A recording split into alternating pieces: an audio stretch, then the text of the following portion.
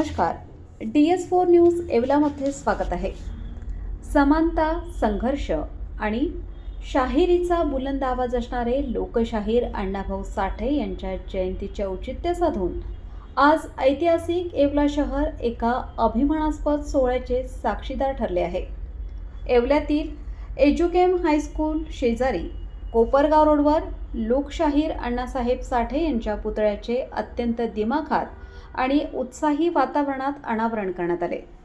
महाराष्ट्राचे ज्येष्ठ नेते तथा मंत्री छगन भुजबळ यांच्या हस्ते आणि प्रमुख मान्यवरांच्या उपस्थितीत हा सोहळा पार पडला. या ऐतिहासिक क्षणी राष्ट्रवादी काँग्रेस पक्षाचे जिल्हाध्यक्ष दिलीप अण्णा खैरे, नगराध्यक्ष राजेंद्र लोणारी, कृषी उत्पन्न बाजार समितीचे सभापती वसंत पवार, प्रांताधिकारी बाबासाहेब गाडवे, तहसीलदार आबा महाजन, मुख्याधिकारी तुषार आहेर यांच्यासह अनेक मान्यवर उपस्थित होते. तसेच राधाकिसन सोनवणे, मायाताई पगारे, युवा नेते अमोल शिंदे, पंकज पारख, गटनेते गणेश शिंदे, गोटू मांजरे, शहराध्यक्ष दत्ता निकम, अंबादास बनकर, कॉन्ट्रॅक्टर निलेश जावळे, पंकज भाबारे, लक्ष्मी साबळे, राष्ट्रवादी काँग्रेस पक्ष आणि विविध पक्षांचे आदरणीय नगरसेवक व हजारो कार्यकर्ते या सोहळ्यात मोठ्या संख्येने सहभागी झाले होते. ढोल ताशांच्या गजरात आणि अण्णाभाऊंच्या जयघोषात येवल्याचा हा परिसर अक्षरशः दुमदुमून गेला होता. DS4 न्यूज येवलासाठी दीपक सोनवणे, येवला.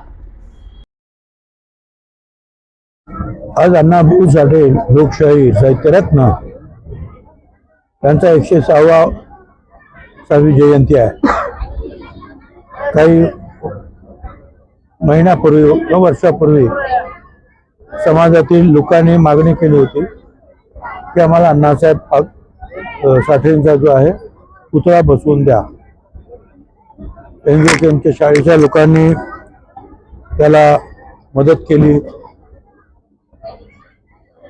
जागा चांगली मिळाली. समीरभाऊ भुजबळ यांनी त्याच्यामध्ये पुढाकार घेतला, व्यवस्थित ते काम कसं होईल. सुंदर पुतळा तयार झाला. त्याला आमच्या ऑफिसच्या सगळ्या लोकांनी मदत केली. दिलीप खैरे असतील, अण्णासाहेब असतील, त्याच्यानंतर बाळासाहेब लोखंडे, ही सगळी मंडळी जी आहे. आणि एक अतिशय चांगलं असं स्मारक जे आहे इथे अण्णाभाऊ साठेंचं उभं राहिलेलं आहे. मला असं वाटतं की त्यांचं हे स्मारक जे आहे त्या सगळ्यांनाच, गोरगरिबांना स्फूर्ती देईल. त्यांचं शिक्षण आहे. अण्णाभाऊ साठेंनी 35 त्यांचे जे आहेत कादंबऱ्या आहेत, त्यांचे फकीराव, अजंता, आवडे, कितीतरी सांगायचे. त्याच्यात सिनेमा निघाले, रशियन भाषेत भाषांतर झालं. रशियाने त्यांना बोलून त्यांचा तिथे रशियात सत्कार केला. संयुक्त महाराष्ट्राच्या लढ्याच्या वेळेला माझी महिना गावाला राहिली, माझ्या जीवाची होती या काही. अशा प्रकारचे जे आहेत पोवाडे रचले आणि लोकजागृती केली. फार मोठं त्यांचं शिक्षण नव्हतं. सांगलीत मधल्या वाटेगाववरून चालत चालत मुंबईला आले.